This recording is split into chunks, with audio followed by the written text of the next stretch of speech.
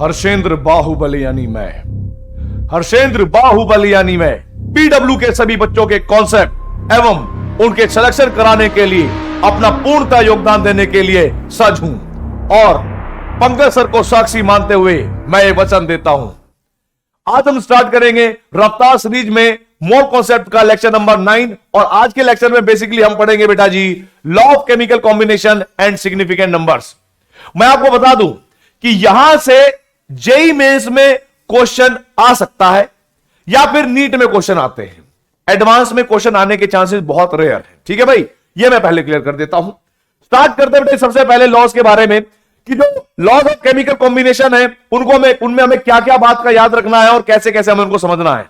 जरा देखिए, ये लॉज मैं इसलिए पढ़ा रहा हूं कि हो सकता है कि जब आप स्कूल में जाते हैं तो स्कूल की जो मैम है, स्कूल के जो सर है, वो आपको किसी टेस्ट में ये पूछ लें। ठीक है, और दूसरी बात, आप इनको लॉन्ग टाइम तक याद रखो या इनको कोई यूज करो तो कोई अलग बात है, लेकिन हमें पता होना चाहिए, ये हमारी मोरल ड्यूटी है अगर हम केमिस्ट्री पढ़ते हैं कि हम इन लॉज को भी याद करते हुए ही चलें जब हम चल ही रहे हैं तो। ठीक है भाई, सबसे पहला लॉ है लॉ ऑफ कंजर्वेशन ऑफ मास, और ध्यान रखना है ये दिया था बेटा जी एक साइंटिस्ट ने जिनका नाम था लेविसिल। ठीक है भाई, ये बात ध्यान रखनी पड़ेगी कि कौन से साइंटिस्ट ने कौन सा लॉ दिया था, क्योंकि इस बेसिस पर नीट में क्वेश्चन आते हैं, नीट में आ सकते हैं। ठीक है भाई, तो लेविसिल ने दिया था और इन्होंने क्या बोला था, देखो आप लोग जानते हैं कि mass neither be created not destroy but it can transform one form to another form. ये बात आप जानते होंगे, ऑब्वियस सी बात है कि मास को ना तो नष्ट किया जा सकता है और मास को ना ही उत्पन्न किया जा सकता है, जबकि एक रूप से दूसरे रूप में परिवर्तित किया जा सकता है। यह बात हम जानते हैं। अब मान लीजिए कि मेरे सामने एक रिएक्शन है और मैं वो रिएक्शन करा रहा हूं इस तरीके से कि CaCO3 और मैंने यहां पर बनाया CaO और प्लस के CO2। प्लीज समझने की कोशिश करिएगा, ये कंप्लीटली बैलेंस इक्वेशन है। अगर ये रिएक्शन कंप्लीट हुई, अगर ये रिएक्शन पूरी कंप्लीट हो गई और हमने ये मान लिया कि भाई इसका एक मोल, इसके एक मोल CaO को बनाएगा और एक मोल CO2 बनाएगा, तो प्लीज समझिएगा, हम लोग ये बात जानते हैं, हम लोग ये बात जानते हैं कि भाई जो हमारे पास कैल्शियम कार्बोनेट है इसका मोलर मास होता है कितना भाई, 100 ग्राम पर मोल, राइट।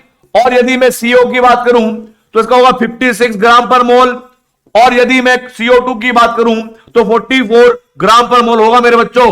अब जरा देखो, अगर मुझे इसका वेट निकालना हो तो वेट कितना हो जाएगा बेटा जिसका, मोल इंटू में मोलर मास, ये फॉर्मूला आप लोगों ने पढ़ा है, कितना हो जाएगा ये, मोल तो सर एक था, मोलर मास इसका 100 है। इट मींस इस रिएक्शन में 100 ग्राम कैल्शियम कार्बोनेट ने रिएक्शन करी होगी, पूरी कंप्लीट कर ली होगी। उसके बाद क्या हुआ, उसके बाद यह हुआ कि भाई अगर मैंने कहा कि एक मोल मेरे पास CaO का है और इसका मोलर मास 56 ग्राम पर मोल होगा बेटा, तो क्या मैं कहूंगा कि मोल वेट बराबर होगा मोल इंटू में मोलर मास, और मोल किसके बराबर होंगे, 1 इंटू में 56। आप सोल्व करोगे तो ये 56 ग्राम आएगा कि नहीं आएगा। आप कहोगे सर बिल्कुल सही, यही तो आता है हमें। अब जरा देखो, जब आप उसमें जाओगे तो आपको मोल इंटू में मोलर मास यहां भी करना पड़ेगा, और मोल कार्बन डाइऑक्साइड का 1 होगा, और ये होगा हमारे पास कितना, 44, और ये हो गया हमारे पास 44 ग्राम। अब प्लीज समझिएगा, मैंने मास के एक रूप को दूसरे रूप में चेंज कर दिया, कंप्लीट रिएक्शन कराई। पहले मेरे पास 100 ग्राम था, आगे अगर आप देखोगे 56 ग्राम ये, 44 ग्राम ये, दोनों को जोड़ोगे तो कितना हो गया, बोलो बोलो, दोनों को जोड़ोगे तो कितना हो गया। आप कहोगे सर ये 100 ग्राम ही हो गया। तो ये बात, या जो कोई भी केमिकल रिएक्शन होती है, किसकी बात कर रहा हूं मैं, केमिकल रिएक्शन की बात कर रहा हूं। सारी की सारी केमिकल रिएक्शन जो है बेटा जी law of conservation of mass को फॉलो करती है, और इसका मतलब होता है कि mass neither be created not destroy but it can transform one form to another form. और आपके सामने एक एग्जांपल से भी आपने समझ लिया होगा।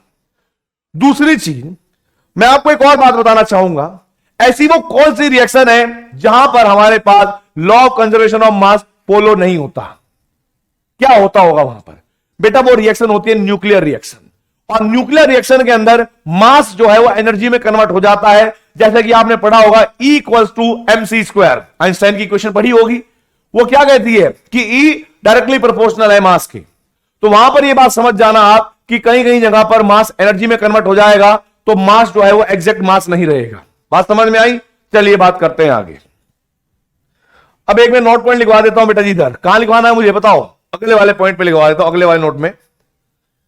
वो क्या है जरा देखो भाई, नोट पॉइंट समझिएगा क्या होगा।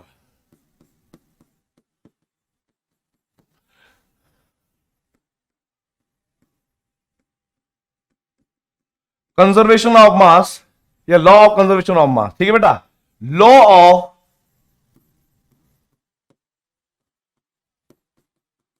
Conservation of mass does not follow in nuclear reaction. वैसे जो केमिकल रिएक्शन होंगी नॉर्मली जो हम पढ़ते हैं उनमें फॉलो होगा, ठीक है भाई, रिएक्शंस। ये बात ध्यान रखनी है मेरे बच्चों, अगर तुमने ये बात ध्यान रख ली तो सब ठीक, इसको याद रख लेना, बस बस बस बस बस बस इतना याद रखना है। अरे क्या हो गया, अरे ठीक है भाई। तो चलिए भाई अब बढ़ते हम थोड़ा सा अगले क्वेश्चन की तरफ, अगले लॉ की तरफ। अगला लॉ क्या कह रहा है ये भाई, लॉ ऑफ कांस्टेंट कंपोजिशन, और ये जो देने वाले थे उनका नाम था प्राउस्ट। क्या था भाई, प्राउस्ट। अब जरा समझिएगा कि ये क्या है, बहुत सिंपल है। मुझे लगता है कि आज का लेक्चर बहुत छोटा होने वाला है, कैसे जरा देखिए। ये बाबा कहते हैं कि आप कोई भी कंपाउंड हो उसको किसी भी माध्यम से ऑब्टेन करो यानी बनाओ, उसके अंदर जो एटॉमिक कंपोजिशन रहता है या एलिमेंट का जो कंपोजिशन रहता है वो हमेशा सेम रेशियो का ही रहेगा, कांस्टेंट प्रोपोर्शन में ही रहेगा।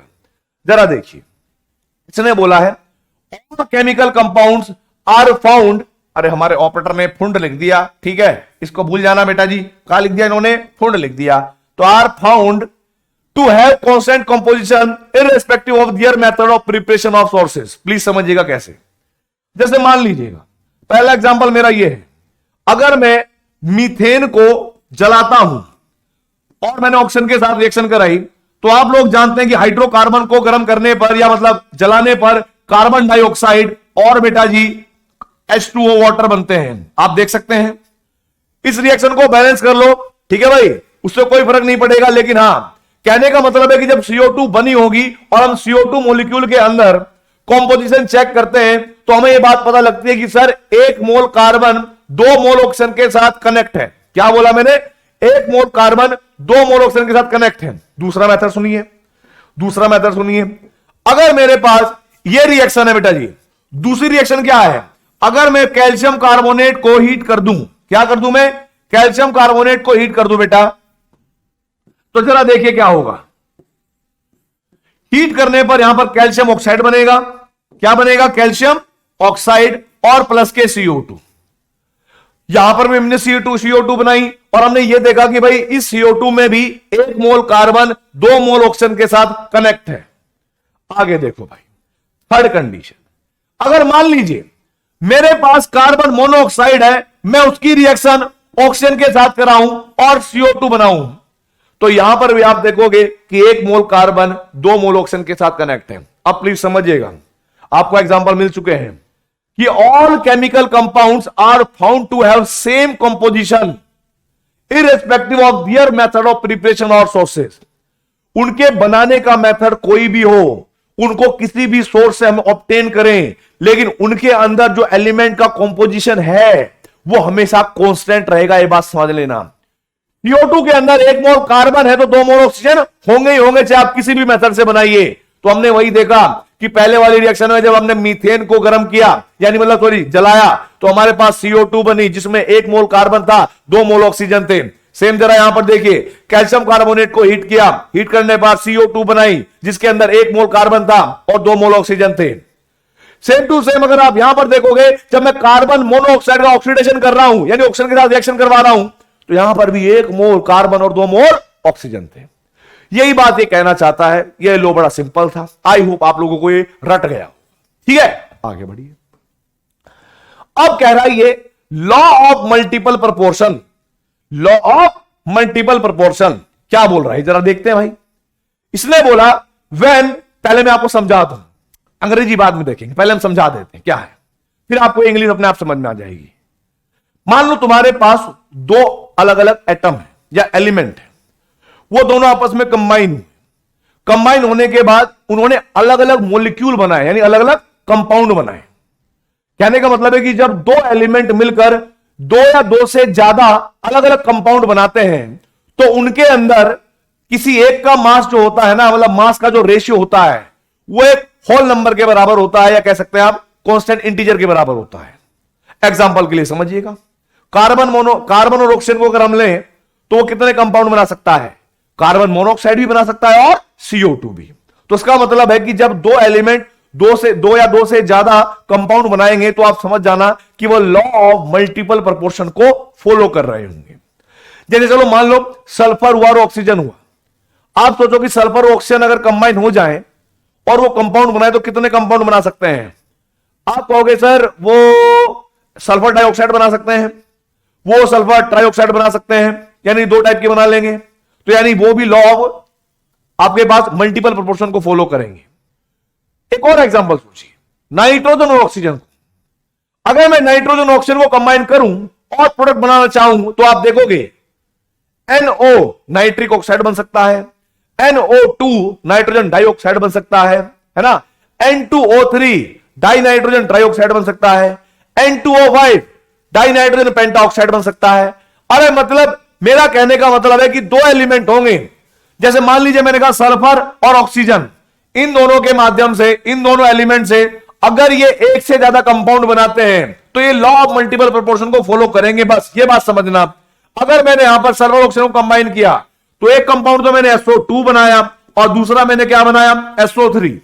पहले तो आपको यह देखना है कि कौन सा group law of multiple proportion को फॉलो करता है, फिर उसके अंदर क्या रेशियो निकालेंगे, कैसे निकालेंगे, वो मैं आपको डिटेल में करवाऊंगा। ठीक है, इधर देखो, मान लीजिए अगर मैंने कार्बन और ऑक्सीजन दो एलिमेंट लिए और मैं कह रहा हूं कि क्या ये दो से ज्यादा एलिमेंट या दो से ज्यादा कंपाउंड बना सकते हैं या दो बना सकते हैं? आप कहोगे सर कार्बन और ऑक्सीजन जुड़कर कार्बन मोनोऑक्साइड भी बना सकते हैं और CO2 भी बना सकते हैं।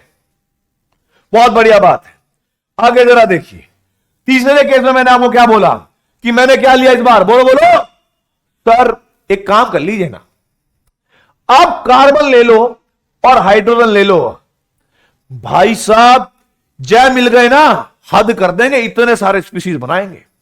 कैसे जरा देखो, कैसे जरा देखो, ये मीथेन बना सकते हैं, ये C2 यानी कोई भी C2H4 बना सकते हैं, ये C2H2 बना सकते हैं। कहने का मतलब होगा कि दो एलिमेंट जब कभी भी दो या दो से ज्यादा कंपाउंड बनाएंगे तो वो लॉ ऑफ मल्टीपल प्रोपोर्शन को फॉलो करेंगे। ठीक है, अब हम इस डेफिनेशन की बात करते हैं कि इनका जो सिंपल रेशियो है ये क्या है। मैं इंग्लिश में बात बताऊंगा, प्लीज समझिए। पहले मेरी इलस्ट्रेशन समझनी है, फिर मैं डेफिनेशन समझाऊंगा। जरा देखिए, अगर मान लो मैंने एग्जांपल के लिए चूज किया कौन?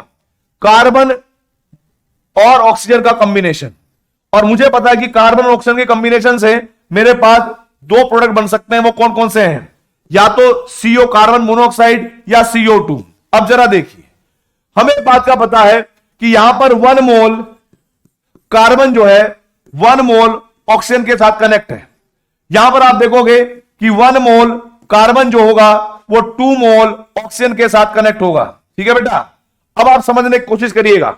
1 मोल कार्बन का मतलब क्या हुआ? 12 ग्राम, क्योंकि हम लोग जानते हैं कि कार्बन का एटॉमिक मास कितना होगा बेटा जी? 12। मोल इसका 1 है, वेट आप कैलकुलेट कर लोगे तो कितना आएगा? मोल इंटू में एटॉमिक मास से, मोल 1 है, एटॉमिक मास कितना हो गया? 12। तो हमारे पास 12 हुआ कि नहीं हुआ? बोलो बोलो।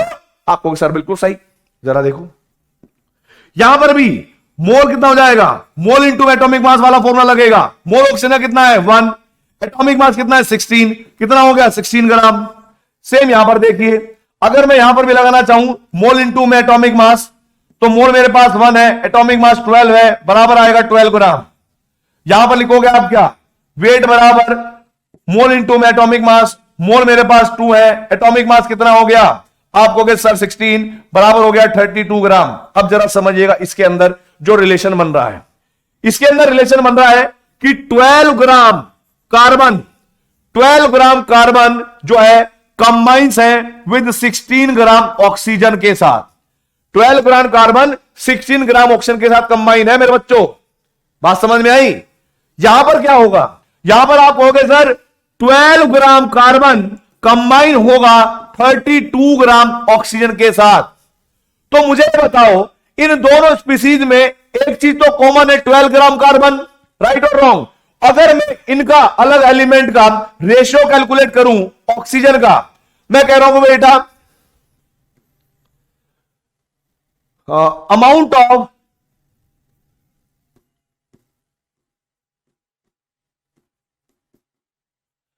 ऑफ ऑक्सीजन इन CO और अमाउंट ऑफ ऑक्सीजन इन, चाहे CO2 मान लीजिए या CO कर लीजिए, है ना भाई, जरा कितनी होगी? आप कहोगे सर CO2 में तो ये 32 ग्राम था, तो मैंने यहां पर 32 लिख दिया, ठीक है भाई। और अमाउंट ऑफ यहां पर कितना था बेटा जी? सेम हिसाब से देखा जाए तो भाई यहां पर 16 था, राइट। एक मोल के हिसाब से कंपेयर करना पड़ेगा कि 12 ग्राम के वर्सेज होना चाहिए। इधर देखो रेशियो कितना आएगा, 2:1 आया कि नहीं आया? अब जरा डेफिनेशन पे आते हैं। डेफिनेशन क्या कह रही है?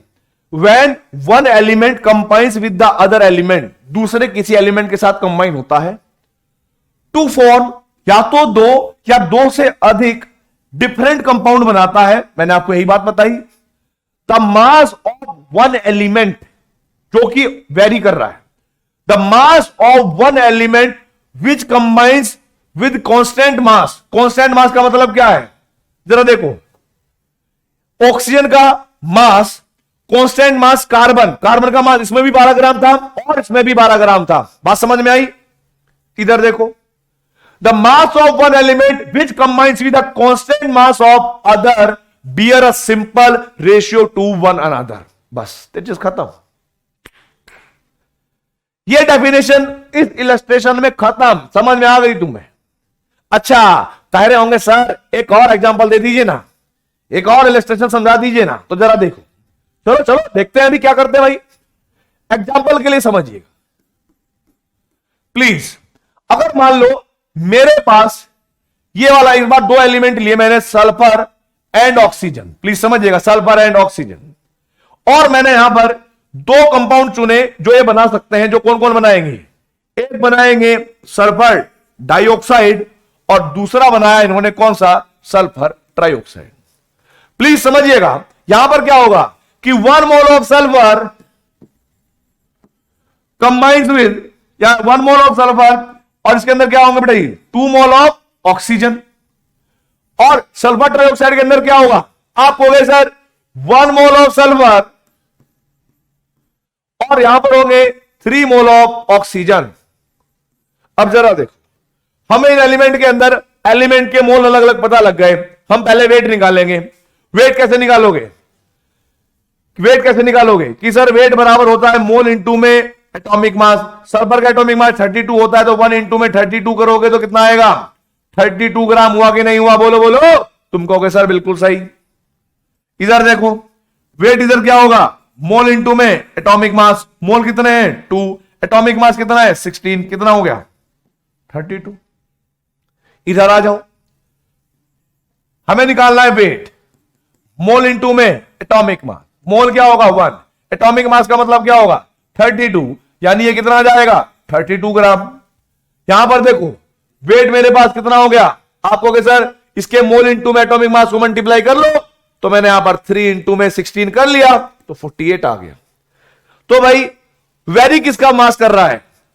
आप कहोगे सर ऑक्सीजन का मास वेरी कर रहा है और सल्फर का मास कांस्टेंट है। इधर भी 32 ग्राम, उधर भी 32 ग्राम, राइट। डेफिनेशन क्या कहती है कि जो भी आपके पास एलिमेंट है जिसका मास वेरी करता है, उसका मास किसी कांस्टेंट मास के साथ, दूसरे एलिमेंट के साथ हमेशा एक सिंपल रेशियो में रहेगा।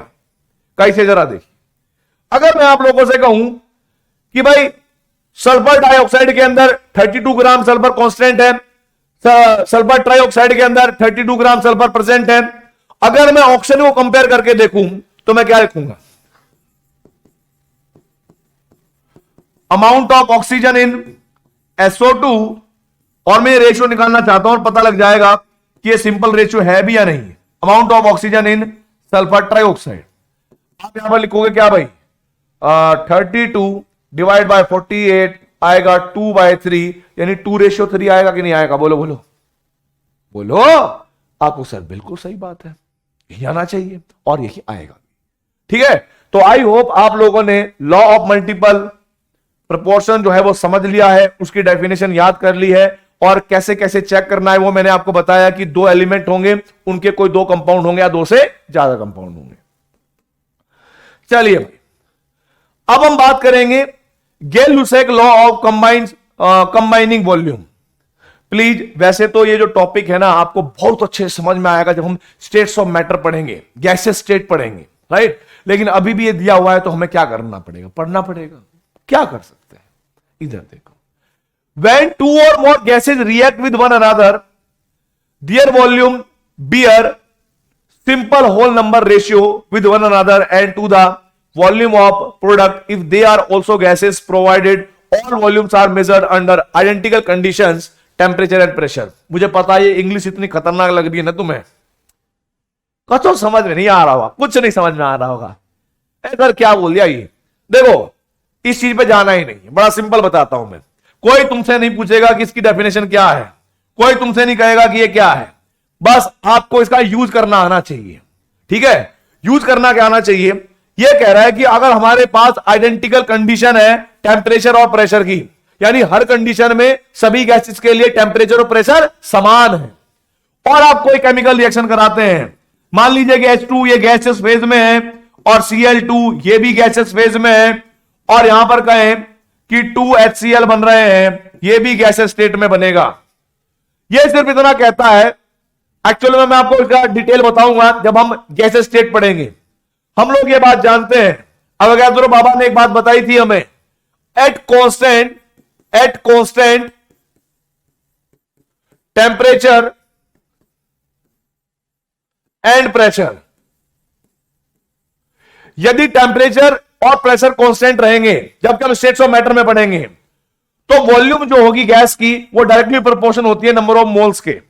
ऐसा मैं नहीं कह रहा हूं, ऐसा अवोगाद्रो बाबा ने बोला था गैस स्टेट चैप्टर में, बट अभी हम मोल कॉन्सेप्ट पढ़ रहे हैं, यहां पर इसका फायदा उठाकर लेगा गेल-लुसेक। अब गेल-लुसेक क्या कहने लगे, यही बात का मैं यूज कर लेता हूं, और यहां पर मैं बोलूंगा कि जैसे ये कंप्लीटली बैलेंस इक्वेशन है, और हमें पता है कि इसकी स्टोकियोमेट्री 1 है, इसकी स्टोकियोमेट्री 1 है, और इसकी स्टोकियोमेट्री 2 है, तो ये स्टोकियोमेट्री आपको क्या इंफॉर्मेशन देगी। आप कहोगे सर, आप कहोगे कि 1 मोल, अगर मैं H2 का रिएक्शन कराता हूं 1 मोल Cl2 से, तो आपके पास 2 मोल क्या बनेंगे, HCl बनेंगे। ये बात पता है, मैंने आपको सिखाई थी। अब जरा देखो, बस गेल-लुसेक ये बात कहता है इस लॉ का यूज करते हुए कि volume is directly proportional to number of moles, तो ये बात कहेगा कि भाई यहां पर हम कह सकते हैं कि 1 litre of H2 react with 1 litre of H2O, और कोई आपसे पूछे कि बताओ भाई HCl के कितने लीटर बनेंगे, बोलो बोलो सर, क्या बात कर रहे हो, 2 लीटर बनेंगे। स्टोकियोमेट्री, मोल और वॉल्यूम डायरेक्टली प्रोपोर्शनल है, जैसे मोल में इंफॉर्मेशन मिलती है स्टोकियोमेट्री से, वैसे ही हमें किसमें मिलेगी, लीटर में मिलेगी या ml में मिलेगी, लेकिन वो रिएक्शन आपके पास गैसेस स्टेट में होगी तभी, अदरवाइज नहीं। सॉलिड के लिए, लिक्विड के लिए ये लो फेल हो जाता है। बात समझ में आई आप लोगों को, ये सिर्फ गैसेस के लिए लगता है। आगे देखो, आगे देखो जरा, मान लो मैंने माना कि भाई जैसे मान लो कि कार्बन मोनोऑक्साइड है, ठीक है, कार्बन मोनोऑक्साइड है और ये गैसेस स्टेट में है, और ये कंबाइन होती है 1/2 गैसेस से, और मैं आप लोगों से पूछूं एक आंसर कि यार मुझे एक बात बताओ कि अगर मैं CO2 के 2 लीटर वॉल्यूम ले लूं, ठीक है, तो वॉल्यूम ऑफ O2 मुझे कितनी चाहिएगी रिएक्शन कराने के लिए, या फिर वॉल्यूम ऑफ CO2 कितनी बनेगी इस रिएक्शन में। ऐसे क्वेश्चन पूछ सकते हैं। आप लोग एक बात जानते हैं कि इसका 1 मोल इसके आधे मोल से रिएक्शन करता है, ये स्टैंडर्ड कंडीशन है। क्या बोला मैंने कि इसका 1 मोल इसके हाफ मोल के साथ रिएक्शन करना चाहेगा, और क्योंकि हम लोग जानते हैं कि volume is directly proportional to number of moles, जब आपके पास प्रेशर और टेम्परेचर कांस्टेंट होते हैं, यानी identical condition of temperature and pressure, तो इसको हम ऐसे भी लिख सकते हैं कि 1 litre of CO2 want to react 1/2 liter of O2 and gives 1 liter of CO2, ऐसा ये चाहती है। अब जरा देखो, यहां पर मेरे पास दे रखा है कि 2 लीटर CO2 लिया, तो आप ऐसे क्वेश्चन को कैसे करोगे बेटा? आप कहोगे सर 1 लीटर CO को 1 लीटर CO को रिएक्शन करने के लिए 1/2 लीटर O2 की आवश्यकता पड़ती है। हमारे पास CO2 2 है, इस 1 को 2 कैसे बनाऊंगा? जब मैं लेफ्ट हैंड साइड में 1 को 2 से मल्टीप्लाई कर दूंगा। लेकिन मैथ्स का रूल है, जितने से मल्टीप्लाई लेफ्ट में करोगे उतने से मल्टीप्लाई राइट में भी करना पड़ेगा। बोलो बोलो, आपको गया सर। तो मैंने यहां पर क्या किया, 2 लीटर CO2 को रिएक्शन करने के लिए 1/2 इंटू में 2 कर दिया, और फिर यहां पर क्या लिखूंगा, लीटर O2 कर दिया। भाई यही तो करा मैंने, और कर से आ सकता हूं मैं। सोल्व कर लो, कितने लीटर O2 की जरूरत पड़ेगी तुम बताओ? आप कहोगे सर 1 लीटर की जरूरत पड़ेगी, हमें पता लग गया। तो भाई वॉल्यूम ऑफ O2 कितनी आवश्यकता पड़ेगी? 1 लीटर, जो कि हमने कैलकुलेट कर ली। अब जरा देखो, ये बात कह रहा है कि अच्छा बताओ CO2 के कितने मोल बनेंगे। अब स्टोइकियोमेट्री देखिए, इसका 1 लीटर, इसका 1 लीटर बनाएगा, इसका 2 लीटर अगर खर्च हुआ तो इसके 2 लीटर बनेंगे कि नहीं बनेंगे? बोलो यार। आपको कि सर बिल्कुल सही बात बोली, 2 लीटर हमारे पास CO2 बनेगी। बस यही बात गैलुसैक बाबा कह गए और परलोक सिधार गए। ठीक है, चलिए आगे बढ़ते हैं। आगे हमारे पास एक नया लॉ जिसका नाम है लॉ ऑफ रेसिप्रोकल प्रोपोर्शन, और इस लॉ को हम बड़ी आसानी से पढ़ लेंगे। कैसे पढ़ेंगे जरा देखो। मान लो एक ट्रायंगल बनाना है, और ट्रायंगल बनाते हुए ऐसे करना है, ऐसे जरा देखो। मान लीजिए इधर मेरे पास नाइट्रोजन है, इधर मेरे पास कार्बन है, और इधर मेरे पास हाइड्रोजन है। आपको इनकी वैलेंसी को सेटिस्फाई करते हुए कार्बन और हाइड्रोजन के संयोग से बनने वाला कोई एक मॉलिक्यूल बताओ जिसमें कार्बन की चारों वैलेंसी यानी ओवरऑल ऑक्टेट कंप्लीट हो रहा हो और हाइड्रोजन के साथ वो बॉन्ड बना रहा हो मैक्सिमम। क्या बोलोगे? CH4 है ना? बात तो सही है। अच्छा, क्योंकि कार्बन और नाइट्रोजन की अगर हम बात करें आपस में रिएक्शन करवाएं, प्लीज समझिएगा मेरी बात में जो कहना चाहता हूं। कार्बन मेरे पास लेस इलेक्ट्रोनेगेटिव है और नाइट्रोजन मेरे पास ज्यादा इलेक्ट्रोनेगेटिव है, यानी इलेक्ट्रोनेगेटिव इलेक्ट्रॉन लेने की क्षमता ज्यादा है। तो अगर हम बात करें कि कार्बन की वैलेंसी +4 शो करें और नाइट्रोजन की -3 करें और इनके कॉम्बिनेशन से एक प्रोडक्ट बनाएं, तो वो क्या बनेगा? आप मुझे बताइए। आप कहोगे सर वो बनेगा C3N4, ये बनना चाहिए। मैंने कहा ठीक है बना लो, बन गया। आगे जरा देखो, ये समझाने के लिए इलस्ट्रेशन है, ठीक है भाई। और नाइट्रोजन और हाइड्रोजन का कॉम्बिनेशन करवाया जाए तो क्या होगा भाई? आप कहोगे सर इनके कॉम्बिनेशन से आप सीधी बात है अमोनिया बना लो ना, बस इतना ही काम करना और कुछ नहीं करना अपन को। जरा देखिए, मेरा कहने का मतलब यह है कि हाइड्रोजन को मैं फोकस करते हुए यह देखता हूं कि हाइड्रोजन इसके कितने मोल के साथ और इसके 1 मोल के साथ किस किस रेशियो में जुड़ता है। ठीक है, आप लोगों को समझ में आ जाएगा अपने आप।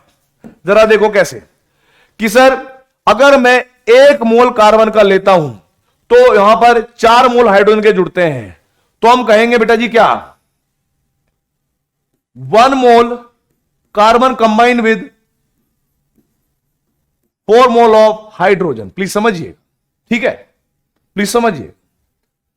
और यहां पर अगर मैं देखता हूं कि sir 1 mole of nitrogen combine with 3 mole of hydrogen. ठीक है, यह बात तुम्हें समझ में आ गई होगी। अब यहां ध्यान रखना, हाइड्रोजन इन दोनों के लिए कॉमन है, हाइड्रोजन इन दोनों के लिए कॉमन है। अगर आप हाइड्रोजन का इन दोनों के अंदर रेशियो निकालोगे तो इन दोनों के इंडिविजुअल का रेशियो उसका रेसिप्रोकल होगा। कैसे जरा समझिएगा। अगर मैं कहूं ratio of hydrogen in CH4, ठीक है भाई, विद रिस्पेक्ट टू NH3, क्या होगा बेटा जरा देखो। आप कहोगे सर इसके अंदर 4 थे और इसके अंदर 3 थे, तो रेशियो कितना आया? 4:3, कार्बन वाले के साथ 4, नाइट्रोजन वाले के साथ 3। और यही रेशियो जब इन दोनों एलिमेंट का देखोगे आप कि भाई carbon in C3, carbon and nitrogen are in C3N4, वो किस रेशियो में होंगे? 3:4। तो आप लोगों को यह बात समझ में आ जाएगी कि वहां पर कार्बन जो मतलब अलग अलग आपके पास स्पीशीज थे किसी एक के लिए, और उसका जब हम रेशियो देख रहे थे और हमने इन दोनों को अलग अलग जब कंबाइन करके देखा तो ये वाला रेशियो और ये वाला रेशियो एक दूसरे के रेसिप्रोकल मिला। कंफ्यूजिंग है क्या? हाँ, कहां शकल बना रहे हो ऐसी? एग्जांपल और दे देंगे, इधर देखो आगे। एग्जांपल सुनो भाई, मुझे पता है कि गुस्सा नहीं होगा तुम्हारे दिमाग में, तुम्हें बता दूंगा अभी। मान लीजिएगा इस बार मेरे पास ये कार्बन है और ये मेरे पास ऑक्सीजन है और ये मेरे पास हाइड्रोजन है। प्लीज समझिएगा। आप मुझे ये बताओ, कार्बन और हाइड्रोजन मिलकर क्या बनाएंगे? आप कह रहे हो सर वो बनाएंगे मीथेन CH4, ठीक है। कार्बन और ऑक्सीजन मिलकर क्या बनाएंगे? आप कहोगे सर वो बनाएंगे CO2। और हाइड्रोजन और ऑक्सीजन मिलकर क्या बनाएंगे? सर आप कहोगे वो बनाएंगे H2O। ठीक है, वो मैंने H2O बना लिए। अब जरा देखो बेटा, हमें क्या काम करना है? हाइड्रोजन का इन दोनों में रेशियो निकालना है। क्या बोला मैंने? हाइड्रोजन का इन दोनों के साथ रेशियो निकालना है अलग अलग, और हाइड्रोजन का जो रेशियो आएगा उस रेशियो का रेसिप्रोकल ये दोनों आपस में शो करेंगे। जरा देखिए कैसे। हम लोग ये बात जानते हैं कि यहां पर 1 mole carbon combines with 4 mole hydrogen, ठीक है भाई। और यहां पर क्या होगा कि 1 मोल oxygen combine with 2 mole of hydrogen. ये बात क्लियर हो गई। अगर मैं यहां पर एक रेशियो निकालता हूं हाइड्रोजन का, मैं निकालता हूं ratio of hydrogen in CH4 and H2O, क्या आएगा वो जरा जल्दी से बताओ। आप कहोगे सर CH4 वाले को ऊपर रख दो 4 और इसको रख दो 2, तो यह आएगा 2:1। क्लियर बोल रहा हूं मैं। ये जो आपके पास रेशियो है ना, ये अलग अलग कार्बन के साथ और हाइड्रोक्सीजन के साथ 2:1 आया। तो मैं कह रहा हूं कि अगर कार्बन और ऑक्सीजन आपस में कंबाइन हुए तो वो इसके उल्टे होंगे, रेसिप्रोकल के रेशियो में कंबाइन होंगे हमेशा। तो यहां पर जैसे लिखा हुआ है 2:1, तो यहां पर कैसे लिखोगे? 1:2। साफ साफ कंबाइन तो दिखा हुआ है भाई, सॉल्व भी करने की जरूरत नहीं है, क्लियर पता लग जाएगा कि क्या हो जाएगा, 1:2 हो जाएगा। अब मैं तुम्हें श्राप दे सकता हूं अगर तुम्हें अभी भी समझ में नहीं आया होगा तो, ठीक है, चुपचाप कर लेना ये वाला। आगे बढ़ते हैं क्वेश्चन पे। अरे कहां गया क्वेश्चन? ये रहा क्वेश्चन। ओ, ये कह रहा है कि law of multiple proportion was proposed by, इधर अभी थोड़ी देर पहले मैंने लिखवाया था भाई, लॉ ऑफ मल्टीपल प्रोपोर्शन किसने बताया था? देखो क्या लिखा है, डाल्टन बाबा ने। किन्ने? डाल्टन बाबा ने। तो आप क्या करेंगे कि सर कुछ नहीं है, चुपचाप इनका इतिहास जानना है और जान के लिख देना है कि डाल्टन भैया आए थे, मल्टीपल प्रोपोर्शन का लॉ देकर गए थे। ठीक है, बड़ा सिंपल क्वेश्चन आते हैं इनसे रिलेटेड। आगे बढ़िए। जय बात कह रहा है कि which of the following pair of compound illustrate the law of multiple proportion. Oh, law of multiple proportion क्या था कि भाई दो एलिमेंट होंगे कोई भी, और वो कंबाइन होने के बाद दो या दो से ज्यादा कंपाउंड बनाएंगे। तो दो एलिमेंट होने चाहिए और जो कंपाउंड बनेंगे वो उन्हीं के बनेंगे, दो या दो से ज्यादा। अब जरा देखो, यहां हाइड्रोजन ऑक्सीजन, यहां सोडियम और ऑक्सीजन, यहां तो एलिमेंट ही 3 हो गए। ये बात तो गलत है, काटो इसको। आगे देखो, मैग्नीशियम ऑक्सीजन सोडियम ऑक्सीजन, फिर एलिमेंट क्या हो गए? 3 हो गए, काटो इसको। सोडियम ऑक्सीजन बेरियम, काटो इसको। एलिमेंट 2 है, कौन सा? टिन और क्लोरीन। और अलग अलग कंपाउंड बनाने अलग अलग रेशियो में, तो आप देखोगे SnCl2 और SnCl4 में अलग अलग हुए कि नहीं हुए। और डेफिनेशन क्या कहती है लॉ ऑफ मल्टीपल प्रोपोर्शन की, कि जब दो एलिमेंट कंबाइन होकर दो या दो से ज्यादा प्रोडक्ट बनाते हैं, दो से ज्यादा कंपाउंड बनाते हैं, तो वहां पर किसी कांस्टेंट मास के साथ अदर एलिमेंट का जो मास होगा वो एक होल रेशियो में होगा। आप देखना, इसका 1 मोल इसके 1 मोल के साथ 2 मोल क्लोरीन और 4 मोल क्लोरीन होगा। आप इसको जब रेशियो निकालोगे तो 2:1 आएगा या 1:2 आएगा। ठीक है भाई, तो इसका जो करेक्ट आंसर हुआ बेटा जी वो होगा ऑप्शन नंबर डी, और इसी को टिक करके हमें आगे बढ़ना है। अब बढ़ते हैं अगले क्वेश्चन की तरफ। क्या बोला इसने बोला कि इन द रिएक्शन N2 और रिएक्शन करने के बाद 2NH3 बन जाएंगे और रेशियो वॉल्यूम ऑफ N2 बताना है भाई। Ratio by volume of N2 और H2 बताना है, and NH3 is 1:3:2। This illustrate law. मैं नहीं बताऊंगा, चुपचाप तुम्हें बताना। अबे भाई हमें पता है कि ये रिएक्शन गैसेस रिएक्शन है, नाइट्रोजन गैस अवस्था में पाई जाती है, हाइड्रोजन गैस होती है, अमोनिया गैस होती है, गैस। ठीक है, तो इस रिएक्शन में हमें पता है कि volume is directly proportional to number of moles, ऐसा गैलुसेक बाबा और अवोगाद्रो बाबा कह गए थे। तो ये लोग दिया था अवोगाद्रो ने, फायदा उठा लगे गैस उल्लेख। तो आपको बताना है कि कौन सा होगा भाई ये। आप बोलोगे this illustrates law of multiple proportion, कतई नहीं। डेफिनिट प्रोपोर्शन, कतई नहीं। लॉ ऑफ कंजर्वेशन, कतई नहीं। गैसियस वॉल्यूम, हां सही बात। ठीक है भाई, गैसियस वॉल्यूम है, जिसको हम गैलुसेक लॉ भी कहेंगे। आगे बढ़ते हैं, कुछ लिमिटेशन लिखवाई थी अगर तुम्हें याद हो तो। The law of conservation of mass holds good for all of the following except, एक को छोड़कर बाकी सभी में। कोई भी ऑल केमिकल रिएक्शन, वो तो मैंने बोला ही था कि सभी केमिकल रिएक्शन में law of conservation of mass follow होता है, चाहे वो एंडोथर्मिक हो चाहे वो एक्सोथर्मिक हो, सब में होगा। बस एक को छोड़कर, नाम मुझे पता नहीं वो कौन सा है, तुम्हें मैंने पढ़ा दिया, आंसर अपने आप करना है, चैट बॉक्स में लिख देना है। ठीक है, चुपचाप चैट बॉक्स में मेरे को आंसर चाहिए इसका तुम्हारे नाम के साथ, तुम्हारे नाम के साथ। लास्ट वाले लेक्चर की वीडियो में मैंने देखा था कि तुम लोग आंसर कर रहे थे, बहुत अच्छे अच्छे बच्चे थे वहां पर, अपना नाम छोड़ रहे थे और आंसर सही कैलकुलेट कर रहे थे। और आधे बच्चे ऐसे भी थे जिनका गलत आंसर आ रहा था, वो एक्सेप्ट कर रहे थे कि सर गलत है, हम अगली बार ठीक कर लेंगे।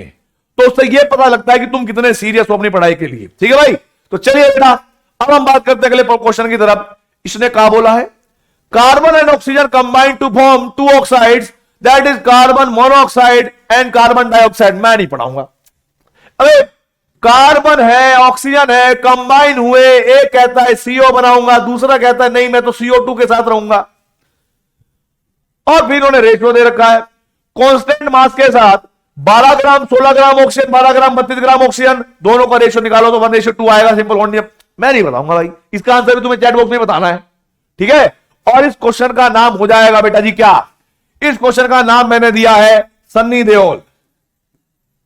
क्या हो गया इसका नाम? सन्नी देओल। इस वाले क्वेश्चन का आंसर चाहिए मेरे को। आगे बढ़ता हूं भाई, आज करते हैं हम अगले क्वेश्चन की तरफ। यह क्वेश्चन आपके लिए होमवर्क होने वाला है, ध्यान रखना है। Which of the following is the best example of law of conservation of मास। अच्छा, बेस्ट एग्जांपल मैं कर रहा हूं या तुम करोगे? बोलो बोलो। आप कह रहे हो सर अब हमें भी प्रैक्टिस करने ही दो, पढ़ा तो दिया ही आपने। मैंने कहा ठीक है, 12 gram carbon combines with 32 gram oxygen to form 44 gram of CO2। तो मैं नहीं बताऊंगा, ना ना मैं नहीं बताऊंगा। आगे बढ़ते हैं, और यह भी नहीं बताऊंगा। सारे क्वेश्चन चाहिए। अब सुनो बेटा, आपको सन्नी देओल वाले क्वेश्चन का आंसर देना है। इस वाले क्वेश्चन का नाम हो जाएगा, क्योंकि आज मैंने पंकज सर का नाम लिया है तो यह हो जाएगा पंकज सर। तो इस क्वेश्चन का नाम, पंकज सर वाले क्वेश्चन का नाम आपको देना पड़ेगा। और क्योंकि मैंने आज पंकज सर को साक्षी माना है तो भाई इस क्वेश्चन का नाम मैंने साक्षी रख दिया। तो भाई इस वाले क्वेश्चन का आंसर भी मुझे चाहिए चैट बॉक्स में। ठीक है, यहां पर आपको दिख जाएगा 3 एलिमेंट है, और 3 एलिमेंट को देखते ही आपको तुरंत याद आएगा कि अच्छा ट्रायंगल वाला कुछ बता रहे हैं सर। अब मैं आंसर देना नहीं चाहता, बस तुम्हें देना है कुछ। ठीक है बेटा, चलिए भाई अब हम देखते हैं बेटा जी अगला टॉपिक, और यहां पर हम पढ़ेंगे सिग्निफिकेंट फिगर्स।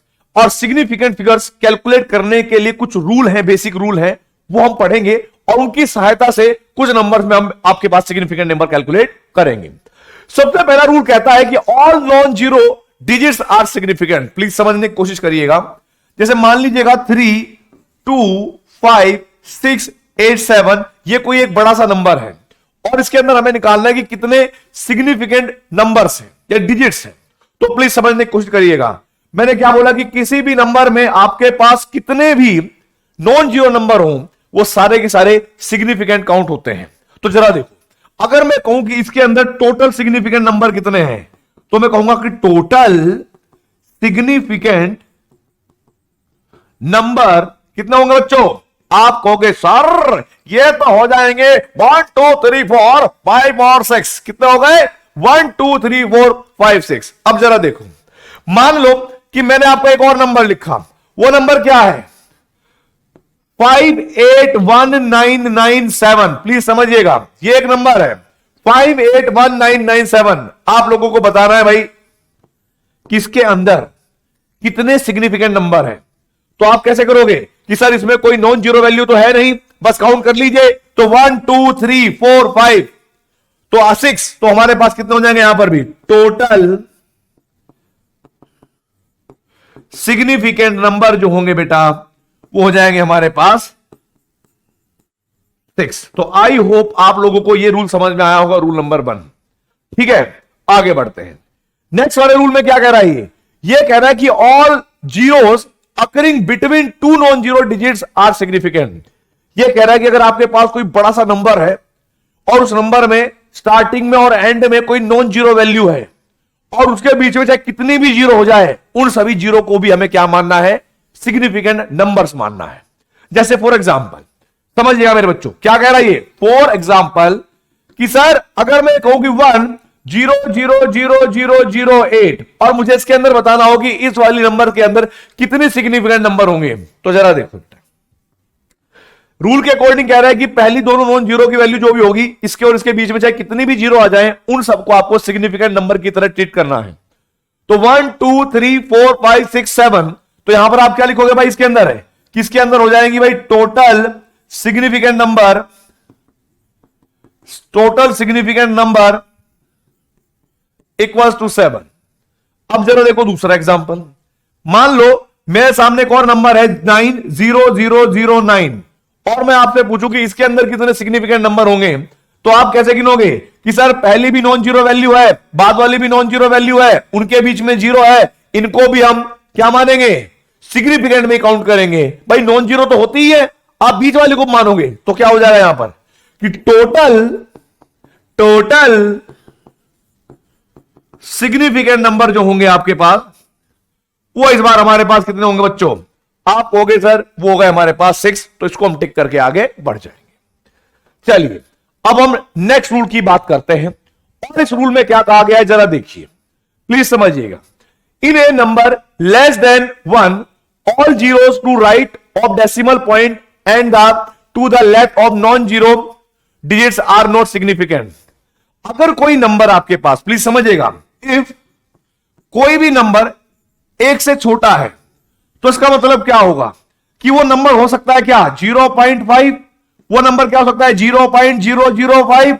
वो नंबर क्या हो सकता है? 0.000987। कुछ भी हो सकता है। बोलो बोलो, आप कहोगे सर बिल्कुल ऐसा ही होगा। 1 से छोटे का मतलब है कि वो 0 पॉइंट समथिंग होगा। ये क्या कह रहा है कि डेसिमल से राइट और नॉन जीरो वैल्यू से जो भी लेफ्ट वाली जीरो होगी, इन जीरो को आप नहीं मानेंगे इनको आप नहीं मानेंगे सिग्निफिकेंट नंबर। चलो देखो, in a number less than 1, यानी ये वाली condition, all zero to the right of decimal point, यानी इस पॉइंट के राइट साइड में जितनी भी जीरो होंगी, and to the left of non zero digits are not significant. Right? तो जरा देखिए, अगर मुझे इस नंबर में, पहले वाले नंबर में देखना पड़े, तो मुझे पता है कि सर इस डेसिमल के इधर एक भी जीरो नहीं है, आपके पास सिर्फ एक ही नंबर है 5, और मुझे पूछना पड़े कि भाई बताइए इसके अंदर कितने सिग्निफिकेंट नंबर होंगे, तो आप क्या कहोगे? आप कहोगे सर इसके अंदर जो सिग्निफिकेंट नंबर है, सिग्निफिकेंट नंबर होंगे वो मेरे पास 1 हो जाएगा। ठीक है भाई, जीरो तो है नहीं। दूसरे वाले में एक और बात है कि डेसिमल के राइट में और नॉन जीरो के पहले जितने भी जीरो है उनको आपको सिग्निफिकेंट नंबर नहीं मानना है। ठीक है, तो दूसरे वाले में भी क्या हो जाएगा कि दूसरे वाले में सिग्निफिकेंट नंबर कितने हो जाएंगे भाई? बोलो बोलो।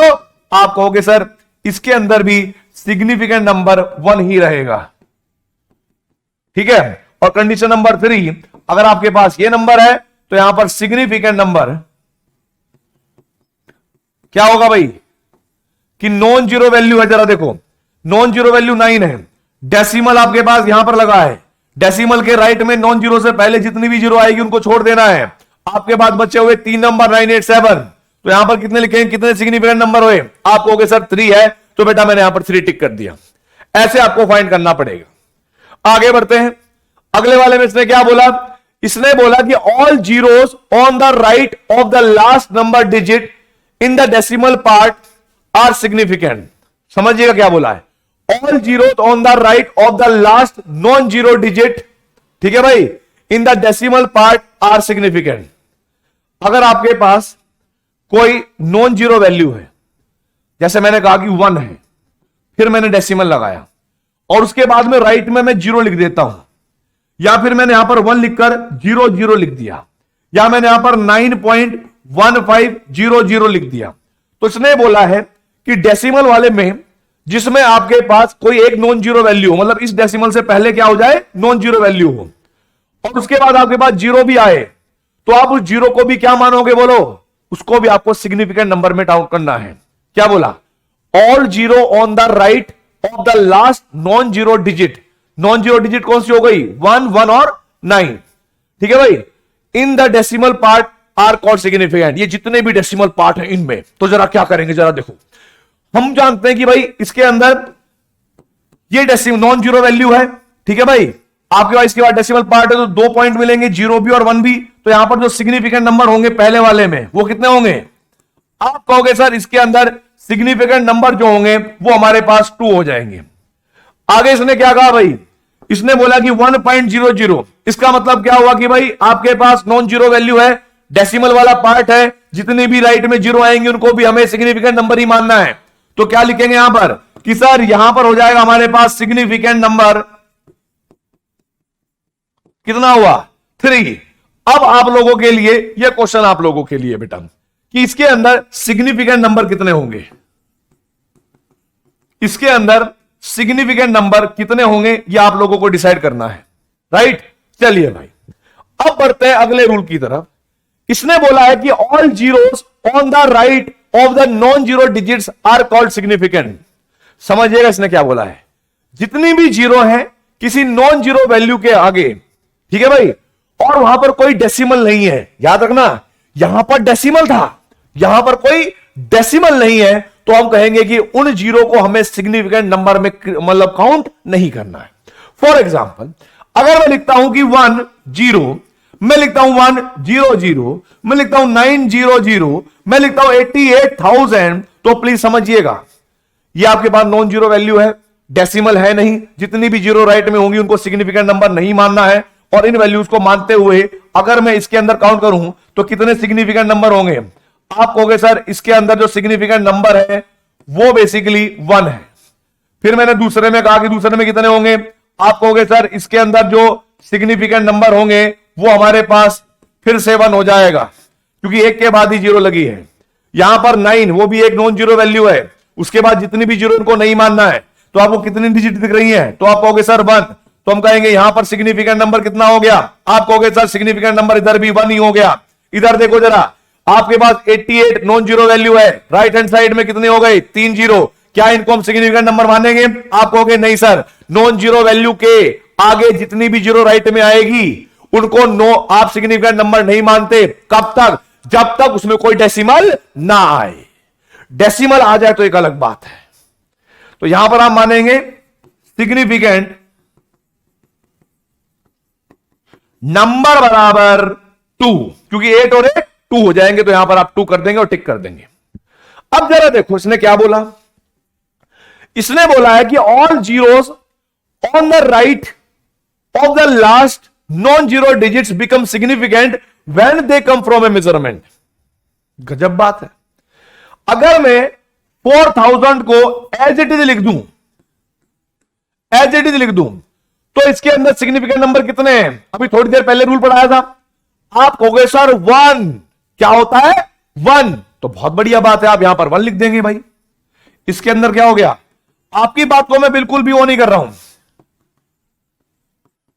लेकिन अगर कभी ऐसा हो जाए, प्लीज समझिएगा, यही 4000 वैल्यू ऐसे आए 80 इंटू में 40, सॉरी 80 इंटू में 50, ठीक है भाई। यही वैल्यू अगर आप देखोगे, इन दोनों की मल्टीप्लाई करोगे, तो मल्टीप्लाई करने पर क्या हो जाएगा, एक नंबर आएगा, और जिसको हम क्या लिखेंगे 4000, सेम टू सेम। तो ये जो 4000 है, ये इसकी मेजरमेंट के बाद आया है, इनकी मल्टीप्लाई करने के बाद आया है। तो इसके अंदर जो सिग्निफिकेंट नंबर होंगे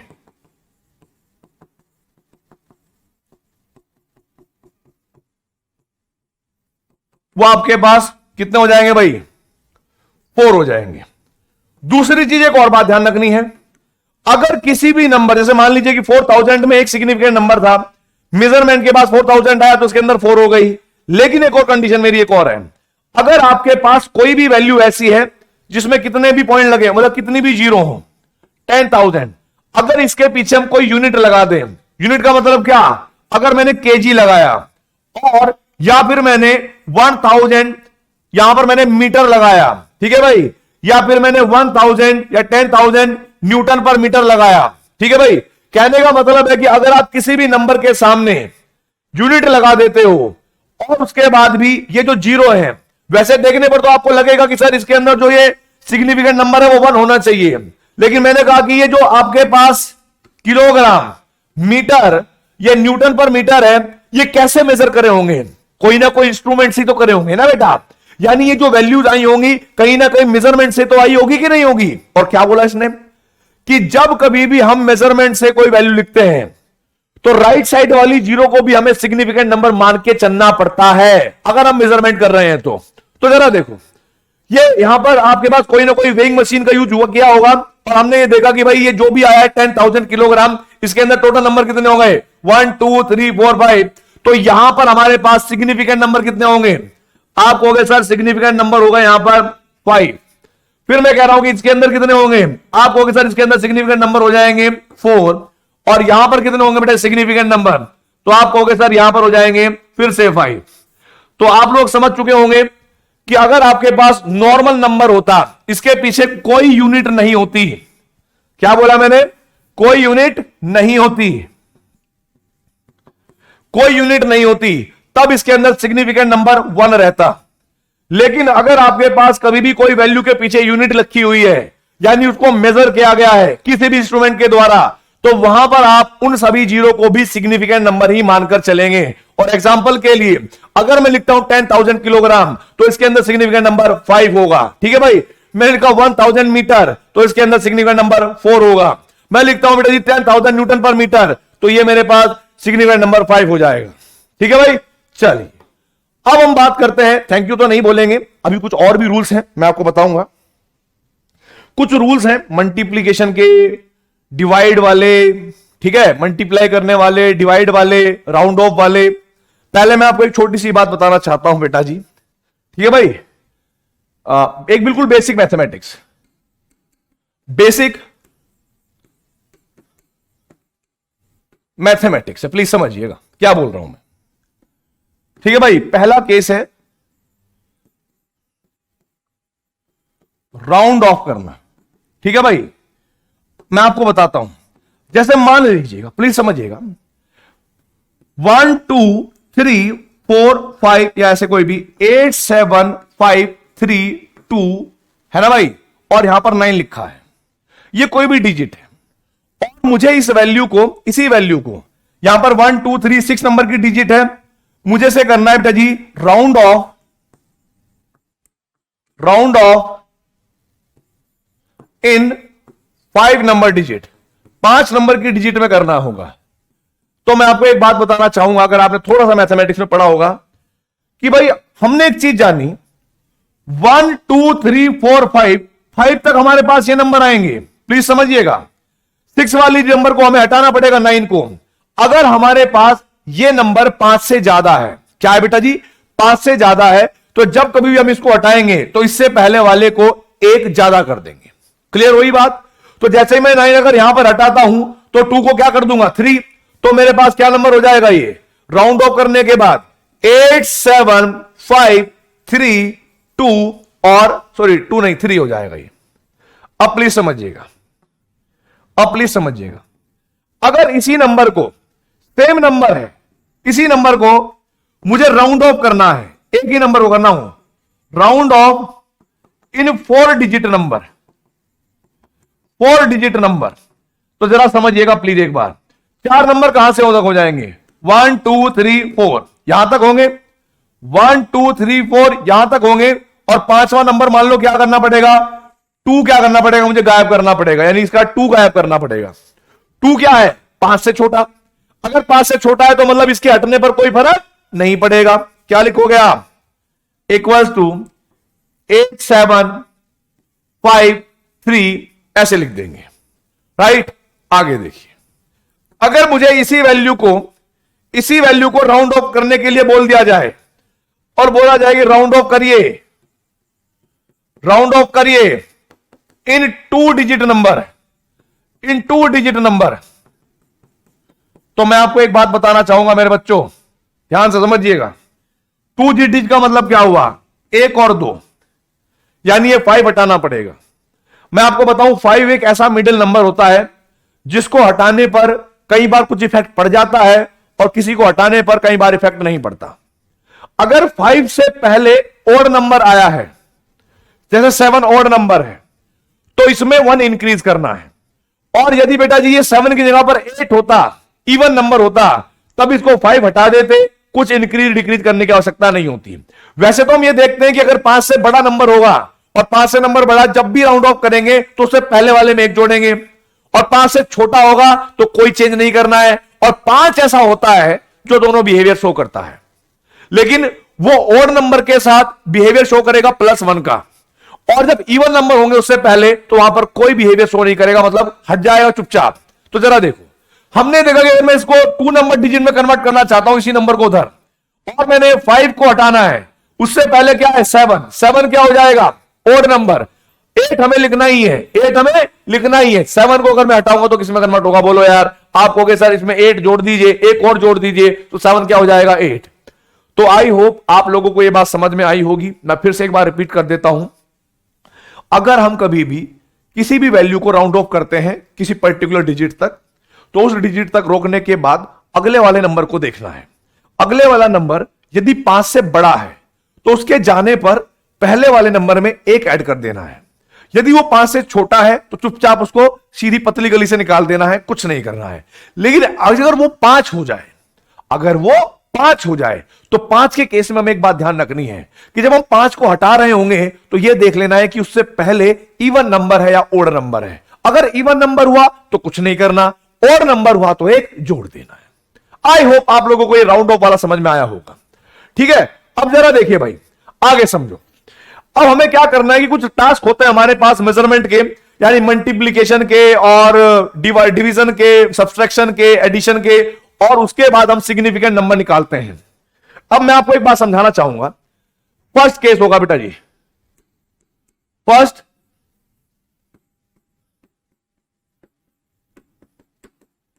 कैलकुलेशन ऑफ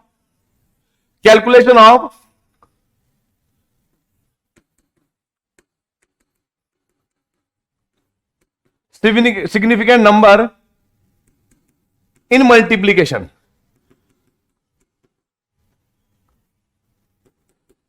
प्लीज समझिएगा मल्टीप्लीकेशन में क्या होगा। अगर कभी भी आपके पास इस तरह से कोई वैल्यू दे रखी हो, 5 इंटू में 6, या फिर 4 4 3 या कह लीजिए 4 4 5 इंटू में 21, ऐसे मान लीजिएगा 21। बड़ा सिंपल तरीका है, मैं आपको बताऊंगा। यहां पर आपको एक वैल्यू लिखनी है, ठीक है भाई, और ऐसी वैल्यू रखनी है जिसका सिग्निफिकेंट नंबर रूल को फॉलो करता हो और उस वैल्यू में राउंड ऑफ भी होगा। पहले हमें क्या करना है कि जो भी आपके पास प्रोडक्ट होने वाला है, ये जो भी प्रोडक्ट होने वाला है बेटा जी, इसमें मैं एक बात समझाना चाहूंगा। जो नोट पॉइंट है वो ये है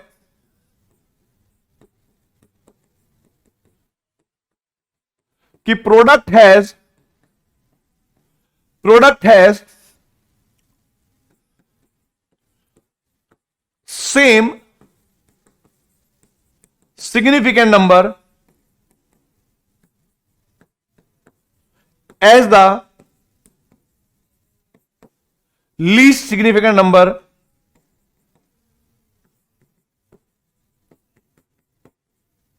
digit in multiplication. प्लीज समझिएगा क्या बोल रहा हूं मैं, ये तो मैंने इंग्लिश में लिखा है। मान लीजिए अगर आपके पास ये दो वैल्यू है जिसमें हम मल्टीप्लीकेशन कर रहे हैं और मल्टीप्लीकेशन करने के बाद मुझे यहां पर कोई प्रोडक्ट लिखना है और प्रोडक्ट लिखने में मुझे राउंड ऑफ भी करना पड़ेगा सिग्निफिकेंट नंबर को ध्यान में रखते हुए। तो मैंने बोला है कि इन दोनों नंबर में जिनका सिग्निफिकेंट नंबर लीस्ट होगा, कम होगा, उसी को ध्यान में रखते हुए प्रोडक्ट की अमाउंट लिखनी है। जरा देखो, आप मुझे बताओ ये 55 है, ये 55 है तो इसका सिग्निफिकेंट नंबर कितना होगा? आप कहोगे सर इसका सिग्निफिकेंट नंबर तो हमें साफ साफ पता लग रहा है कि दो नॉन जीरो वैल्यू है तो 2 हो जाएगा। यहां पर एक नॉन जीरो वैल्यू है, कोई जीरो डेसिमल कुछ नहीं है, तो इसका सिग्निफिकेंट नंबर कितना हो जाएगा? आप कहोगे सर इसका 1 है। जब आप इसकी मल्टीप्लाई करोगे तो आप जरा देखना बेटा जी, इधर किधर करूं भाई, कि 6 5 जा कितने हो गए? 30। 6 5 जा कितने हो गए? 30।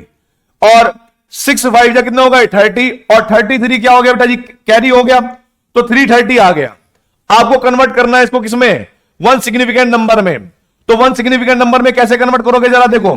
एक्चुअल में जो सिग्निफिकेंट नंबर होंगे वो 330 नहीं होंगे, 330 तो इसका प्रोडक्ट आया। आपको ऐसा करना पड़ेगा कि इस वाले के अंदर 2 सिग्निफिकेंट नंबर है और आपको एक रखना है, यानी ये वाला पार्ट रखना पड़ेगा। तो आपको क्या करना पड़ेगा कि इस वाले पार्ट को, जो अगले वाला नेक्स्ट वाला नंबर है, इसको राउंड ऑफ करना पड़ेगा। और ये राउंड ऑफ करते हुए मैं जानता हूं कि ये 5 से छोटा है। अगर ये 5 से छोटा हो गया, अगर ये 5 से छोटा हो गया मेरे बच्चों, तो इसका मतलब इसके हटने पर कोई इफेक्ट नहीं पड़ेगा, इसको हटा दो चुपचाप। तो इसकी जो वैल्यू लिखोगे आप, वो लिखोगे 300। क्या लिखोगे? 300। सिंपल भाषा में समझाया है कि जब आप मल्टीप्लाई करोगे और आप प्रोडक्ट लिखोगे साइंटिफिक नोटेशन में, ठीक है, सिग्निफिकेंट नंबर का ध्यान रखते हुए, तो जो आपके पास प्रोडक्ट होगा उसमें सिग्निफिकेंट नंबर आएंगे कि जो लीस्ट नंबर होगा। क्लियर? अब जरा यहां पर देखो, सेम दूसरा एग्जांपल देखो। यहां पर लिखा मैंने 4 4 5 इंटू में 2। पहले आप ये मुझे बताओ कि इसका जो भी प्रोडक्ट होगा रूल के हिसाब से उसमें कितने सिग्निफिकेंट नंबर होने चाहिए? आप कहोगे सर उसमें 2 सिग्निफिकेंट नंबर होने चाहिए। तो ये बात मैंने मान ली। यहां पर आप 2 सिग्निफिकेंट नंबर का कोई भी एक नंबर मेंशन करोगे अगर वो सिग्निफिकेंट रूल्स को फॉलो करता होगा।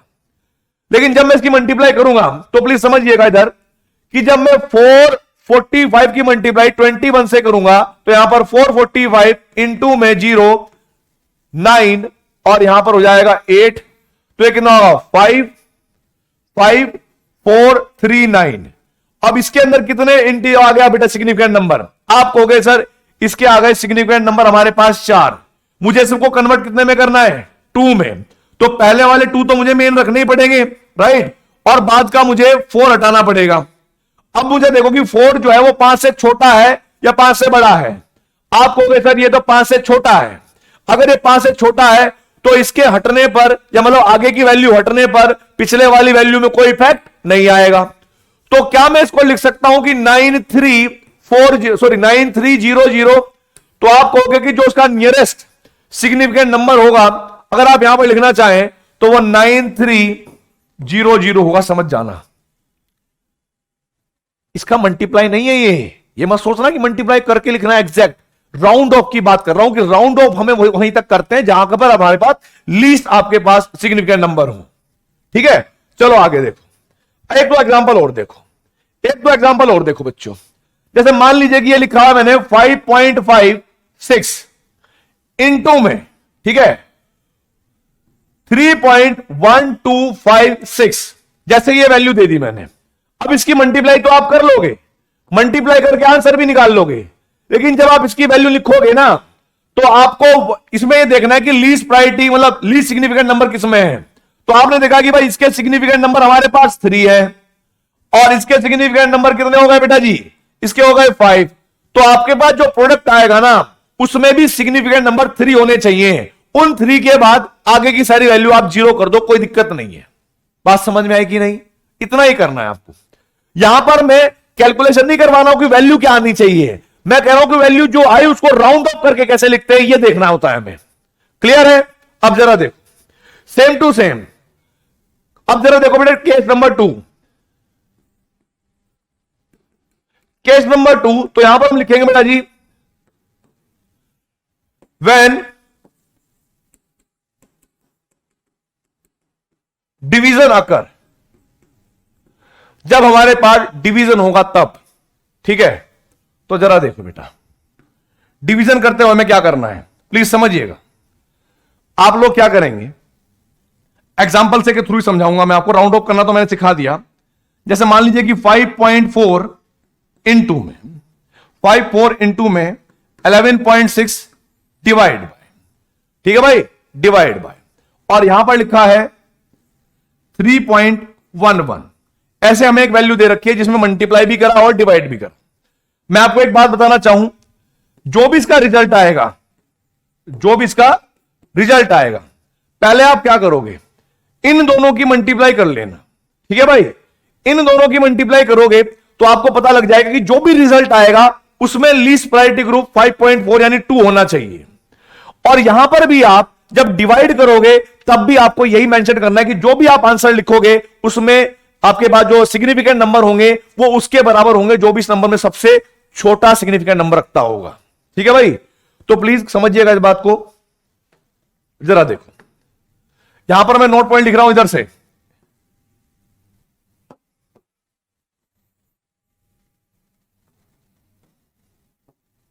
देखो भाई, इन केस ऑफ डिवीजन, ठीक है भाई, द रिजल्टेंट वैल्यू, जो भी रिजल्टेंट वैल्यू होगी बेटा, the resultant value has the same significant number, ठीक है भाई, एज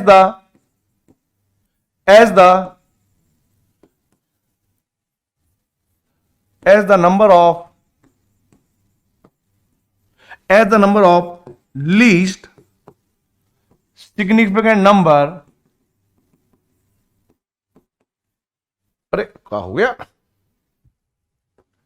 एक मिनट भाई,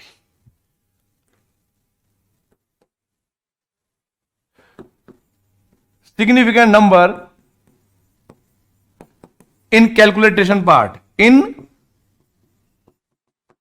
कैलकुलेशन पार्ट, जो भी कैलकुलेशन वाले पार्ट में ऐसा नंबर होगा जिसके सिग्निफिकेंट नंबर सबसे कम होंगे, उसी के हिसाब से आपको प्रोडक्ट का सिग्निफिकेंट नंबर भी निकालना है या रिजल्ट का सिग्निफिकेंट नंबर भी निकालना होगा। ठीक है भाई, चलिए अब आगे बढ़ते हैं। आगे की कहानी को ऐसी है कि जब कभी भी हम समेशन करेंगे और सब्सट्रैक्शन करेंगे, तो जरा देखो बेटा जी,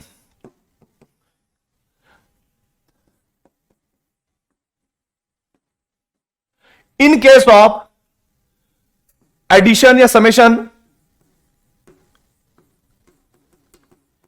एंड सब्सट्रैक्शन, तो जरा देखो भाई क्या करना है। इस केस में मैं बता रहा हूं, जब आपको समेशन और सब्सट्रैक्शन करना हो तो क्या करेंगे, जरा देखिए।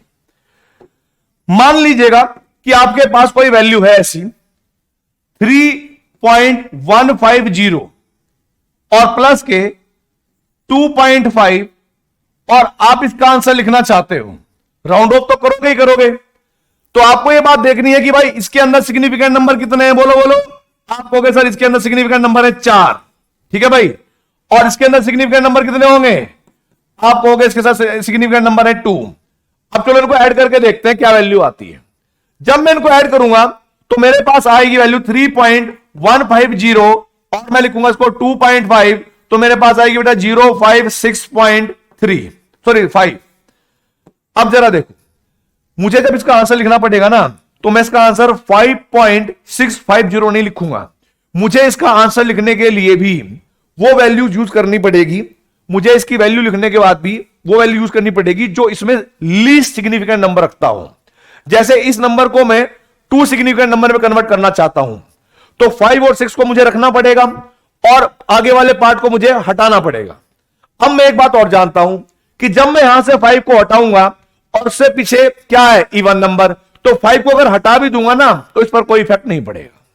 तो यहां पर मैं क्या लिखूंगा, यहां पर मैं लिख दूंगा बेटा जी जो वैल्यू होगी वो 5.6 आएगी इसकी वैल्यू, अगर आप कभी भी राउंड ऑफ करके लिखना चाहते हो तो।